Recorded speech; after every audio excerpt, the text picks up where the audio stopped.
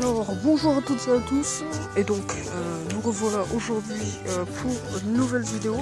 Donc la nouvelle vidéo sera sur les secrets pour avoir vraiment un bon compost, parce que pour moi c'est une base franchement, parce que si on n'a pas un bon compost, franchement et ben en fait c'est de l'argent jeté en l'air, parce que honnêtement ça va vous coûter au moins 100 fois moins cher d'avoir un bon compost que d'acheter tous les jours des engrais spéciaux et qui sont pas forcément tout le temps biologiques pour les personnes qui veulent faire biologique. Donc voilà. Donc regardez, donc en fait le secret c'est vraiment d'alterner couche par couche. Donc comme un millefeuille. Voilà. Donc vous mettez une couche déchets verts, donc feuilles, voilà, branches, feuilles, tiges, racines, terre, voilà. Et ensuite vous alternez avec des morceaux de l'engrais, enfin, excusez-moi, je sais plus parler aujourd'hui. Des engrais, enfin des morceaux genre papier, carton, rouleau de papier toilette, rouleau de, enfin voilà quoi, tout ce qui est en carton, papier, mouchoir aussi. Excusez-moi, je suis un peu malade. Donc voilà.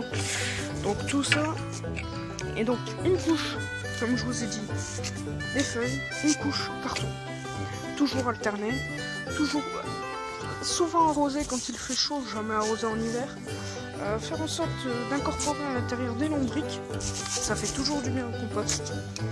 Donc souvent le retourner ou le tasser ou quoi que ce soit. Et avoir la patience, parce que ça prend du temps. Ça dépend après les éléments que vous mettez, parce que si vous mettez les branches, ça va vous prendre plus d'un mois. Si vous mettez les feuilles, ça va vous prendre un mois. Si vous mettez des tiges, ça va vous prendre 3 jours. Donc voilà, tout dépend en fait de ce que vous mettez. Et donc c'est très important car en fait il faut très bien savoir gérer ceci, parce que si vous mettez trop de feuilles, de tiges ou quoi que ce soit, votre compost pourrira, mais d'une façon pas très bien. Pas du tout, même pour les plantes, qui deviendra en fait un compost mortel. Et si vous mettez à l'inverse trop de carton, papier et autres, genre mouchoir, ça peut aussi être mortel car ça peut faire des surdoses d'éléments. Et donc les plantes vont mourir car elles n'auront pas assez de ceci ou elles auront trop de cela. Donc voilà. Donc voilà. Il faut bien tasser le compost, très important. Et surtout quand on est en été.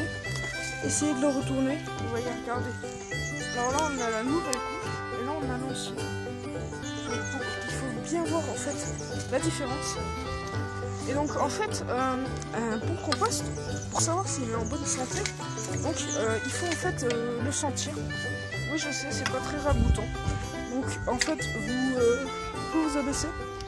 Et normalement, ça doit sentir à peu près comme la terre humide de la forêt. Donc voilà, ça doit sentir cela.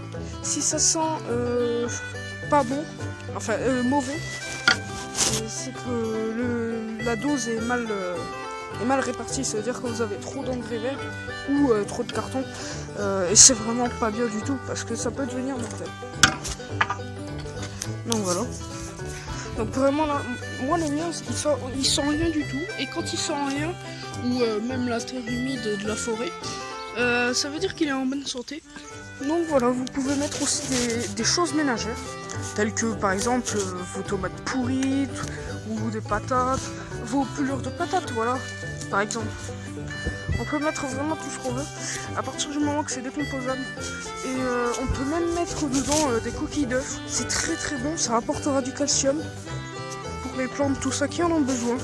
Ça va faire toujours plaisir à votre compost et ça va vous faire plaisir pour après vos bonnes récoltes. Donc voilà, la vidéo porte à sa fin. Je voulais juste que vous voyez Ellie. Bisous. Voilà. La quantité de fraises en fait. Vraiment la quantité que vous voyez. Franchement, fraises. Vous voyez la quantité qu'il y a de fraises. Et ça, c'est parce que j'ai mis du compost en fait tout l'hiver. Et que l'année dernière, en fait, j'ai planté plein de plants de fraises. Ils m'ont donné peut-être 2-3 fraises. J'ai mis un filet, hein. Et donc depuis, franchement, c'est vraiment tous les ans comme ça. Vraiment, regardez, hier j'en ai tellement cueilli que je pouvais même pas en manger. J'ai dû en jeter dans le compost. Là, on les a pas vus. Franchement, si vous voyez ma première vidéo de présentation, vous verrez direct le changement avec les tomates, leur grandeur. Franchement, les radis. Je les ai pas semés devant vous, mais à un moment, si vous regardez ma première vidéo, ma vidéo de présentation de ma chaîne, pardon, et ben vous verrez qu'à l'origine, il y avait juste des feuilles. Hop. Pour le thym, on a déjà parlé. Et regardez, les groseilles, c'est pareil. Franchement, c'est la première fois que j'ai des groseilles, hein. Je les ai plantées l'année dernière, juste avant Noël. Donc je vois qu'il y a des pucerons, un petit peu. Non, même pas en fait. Non, c'est juste des petits moucherons qui sont sur les feuilles. Donc il y a un peu, si vous connaissez un peu les maladies que peuvent choper en fait les groseilliers, ou comment tailler des framboisiers, des groseilliers, ou juste bouturer une rhubarbe, ça marche énormément parce que ce sont des choses assez simples pour les personnes qui connaissent, mais pas très simples pour ceux qui connaissent pas. Moi je connais pas et j'ai regardé plusieurs vidéos tuto et je comprends pas, franchement j'arrive pas. Je vous dis honnêtement. Donc la rhubarbe j'ai pas essayé parce que j'ai peur de la tuer. Excusez-moi, il y a une guêpe qui vient de me sauter sur les cheveux. Je sais que je suis beau mais quand même. Enfin, je plaisante. Donc voilà. Un petit cactus. Franchement, il est beau. Et donc voilà. Donc la vidéo se porte à sa fin. Et je vous souhaite une très bonne journée. N'hésitez pas à liker, à commenter, à disliker, à partager. Ça me ferait très plaisir. Et ne vous inquiétez pas, je lis vos commentaires. Hein. Tous. Même au bout d'un an ou quoi, je les relirai. Ça fait même pas un an que je suis que j'ai une chaîne et je dis ça. Donc voilà, ne vous inquiétez pas. Et je vous fais un gros bisou. Et à la prochaine, je pense que ce sera ce week-end. Et bientôt, dans 2 semaines, je vais partir en Égypte.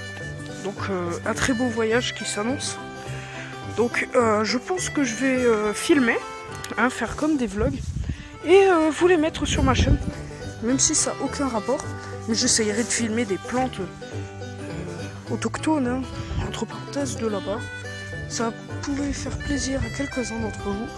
Et moi, ça me fait très plaisir, ça me dérange pas du tout. Alors, je vous dis à la prochaine et gros bisous.